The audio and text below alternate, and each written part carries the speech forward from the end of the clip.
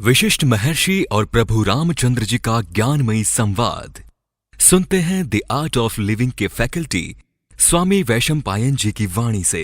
अगर आपने अभी तक इस चैनल को सब्सक्राइब नहीं किया है तो इसे जरूर सब्सक्राइब करें और सब्सक्राइब करने के बाद बेल आइकन को भी जरूर दबाएं। जय गुरुदेव। योग वशिष्ठ के अगले एपिसोड में आप सबका स्वागत है। पिछले एपिसोड में हम देख रहे थे प्रहलाद जी चिंतन में मनन में मग्न थे। सैकड़ों वर्षों तक वो उसी स्थित प्रज्ञता की स्थिति में थे। उस वजह से सब असंतुलन होने लगा था। दैत्यों के दुनिया में, पाताल लोक में, और उसकी वजह से देवता जो भयमुक्त हो गए थे। विष्णु के मन में चिंता उत्पन्न हुई और उन्हें ऐसे महसूस हुआ कि अगर ये ऐसे ही चलता रहा तो ये जो ब्रह्मांड का, ये जो संसार का कालखंड है वो पूरा नहीं हो पाएगा। इसलिए भगवान विष्णु प्रहलाद जहाँ चिंतन में, ध्यान में मग्न थे, वहाँ प्रकट हुए और उन्होंने प्रहलाद जी को शंखनाद करके जागृत किया, जगाया और उनको ये बताया कि तुम्हारा जो ये रोल है, तुम्हारा ये जो कार्य है वो अभी समाप्त नहीं हुआ है। उस कहानी में और आगे क्या हुआ वो देखते हैं इस एपिसोड में। भगवान विष्णु ने प्रहलाद से कहा, ऐसा लोगों का मानना है कि शरीर का अस्तित्व में होना तथा कार्य करना ही जीवन है और दूसरे शरीर को प्राप्त करने के लिए इस शरीर का त्याग ही मृत्यु है। तुम इस धारणाओं से मुक्त हो। क्योंकि प्रहलाद जी को तो आत्मज्ञान हो चुका था। उनको ये समझ में आ गया था कि मैं चेतना स्वरूप हूँ, मैं आत्मा रूप हूँ। तो ये जो सारी धारणाएं हैं उनसे प्रहलाद जी तो पहले से ही मुक्त थे। हे प्रहलाद, तुम्हारे लिए क्या जीवन और क्या मृत्यु, यह तो हुई लोक मान्यता की बात, परंतु तुम न जीवित हो न मृत ही। शरीर में स्थित होने पर भी तुम शरीर से परे हो, तुम अशरीरी हो। प्रहलाद ने अपने आत्मचिंतन में ये सब महसूस किया था। वही चीजें भगवान विष्णु भी उनको बता रहे हैं। तुम दृष्टा हो, यह अभौतिक बुद्धि है। वायु आकाश में विद्यमान रहने पर भी आकाश से संपुक्त नहीं होती और आकाशीय सीमा से भी स्वतंत्र होती है। फिर भी बोलाचाल की दृष्टि से तुम शरीर हो, क्योंकि तुम शरीर के द्वारा ही संवेदन की अनुभूति करते हो। ठीक वैसे ही कहा जाता है कि आकाश ही पौधे की बाढ़ के लिए उत्तरदायी होता है, क्योंकि उतना आकाश आवश्यक है जो उसकी बाढ़ को ना रोके। आकाश तो असीम है, लेकिन ऐसे मान्यता है कि पौधे की ग्रोथ के लिए, बाढ़ के लिए एक जरूरी जगह चाहिए ना, आकाश चाहिए ना, वरना वो बढ़ेगा कैसे। वैसे देखने गए तो आकाश अछूता है, वो किसी को छूता भी नहीं, वो सर्वव्याप्त है। उसका पौधे के ग्रोथ के साथ, बढ़ने के साथ वैसे कोई डायरेक्ट संबंध नहीं है। पर बोली भाषा में तो हम ये जरूर कहते हैं ना, उस पेड़ को बढ़ने के लिए वो आकाश या वो जगह तो पर्याप्त चाहिए। तुम्हें आत्मज्ञान प्राप्त हो चुका है। इस शरीर से तुम्हें क्या प्रयोजन है, यह तो सिर्फ अज्ञानी व्यक्ति के लिए है। इसी से वह अपना अस्तित्व समझता है। जो आत्मज्ञान प्राप्त कर चुका है ना, प्रहलाद ने उसके आत्मचिंतन में हमने पिछले कई एपिसोड में देखा, वो जो आत्मचिंतन कर रहा था, बार बार उसको यह अनुभूति हो रही थी कि वो शरीर नहीं है। यहां पे भगवान विष्णु भी वही कह रहे, तुमने आत्मज्ञान प्राप्त कर लिया है, तुम्हें शरीर के साथ कुछ लेना देना नहीं है, तुम तो वह आत्मा की चेतना की स्थिति में स्थित हो चुके हो। पर अज्ञानी व्यक्ति तो शरीर को अपना अस्तित्व समझता है, ये तो हमने भी देखा है। तुम सदा के लिए चेतना का परम अंतर प्रकाश हो, शरीर होना या न होना तुम्हारे लिए गौण है।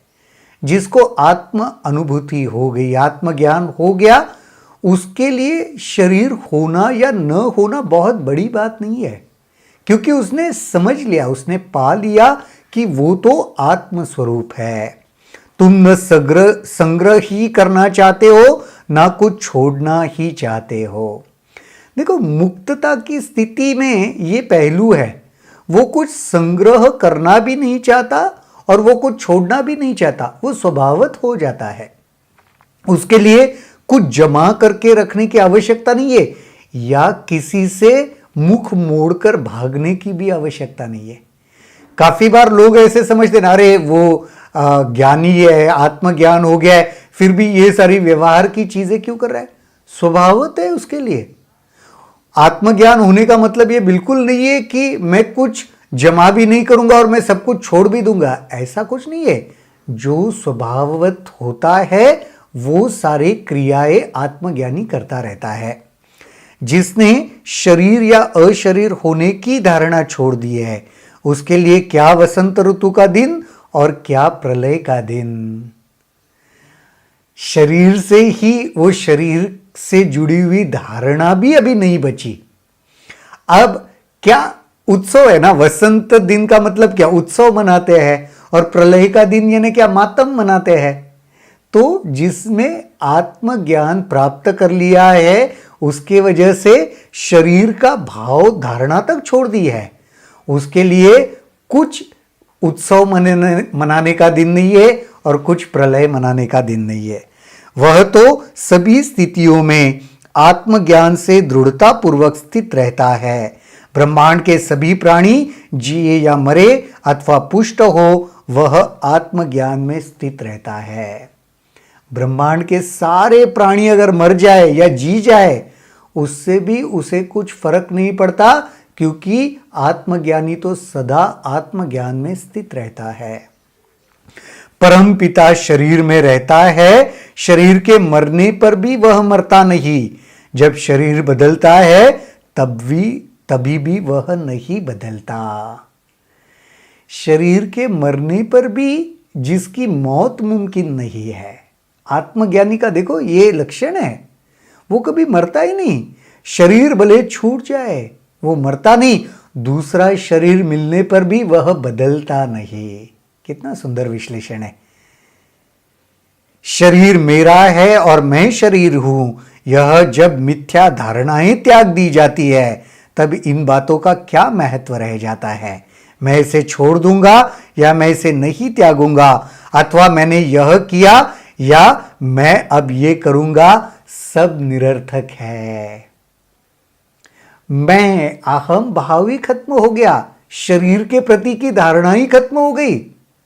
अब मैं इसे पाऊंगा, मैं इसे छोड़ूंगा, मैं ये करूंगा, ये मेरा है, ये मेरा नहीं है, इन सब बातों के लिए अभी कोई जगह ही नहीं बची है। आत्म ज्ञान में स्थित हो चुके हैं। यद्यपि आत्मज्ञान प्राप्त प्राणी सदा कर्मों में लगे रहते हैं, परंतु वे कुछ करते नहीं है।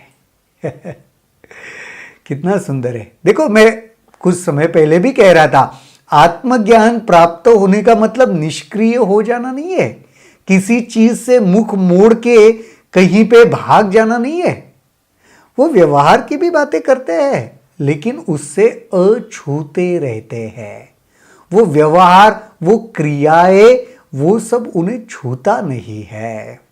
ऐसा नहीं कि वे कुछ न करने से अकर्म की स्थिति प्राप्त करते हैं।